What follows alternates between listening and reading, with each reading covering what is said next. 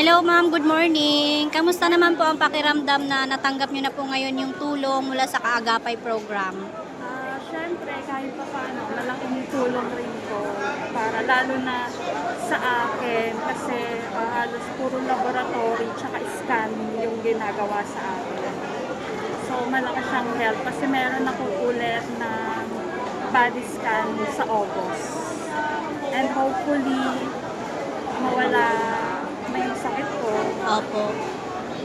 Nagte-thank you ako si Tito. Merong program na ganito na nakakatulong. Bilis kilos po ba ang programang Kaagapay program, ma'am? Oo. Ma'am, may pasasalamat po ba kayo sa ating mahal na mayor, vice chief, kasama ang mga konsehal? Opo, sa lahat, lalo na syempre kay Yorme. Kasi at least nabibigyan niya ng tulong yung mga nangangailangan. Ma'am, ano pong name niyo, ma'am? Kasi sa Ignacio, Barangay po. Ano pong barangay?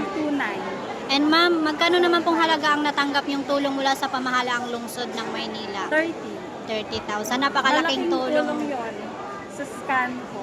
Opo. Ramdam niyo po ba yung serbisyo? Oo, actually first time ko. Oh,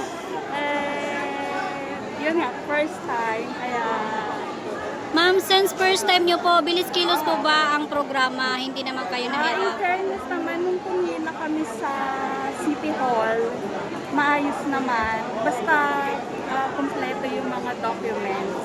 Tapos yung mga nag-i-interview, okay naman sila. Ano naman sila mag-assist sa mga help sa kanila. Sige po. Maraming salamat, ma'am. Ingat sa pag-uwi.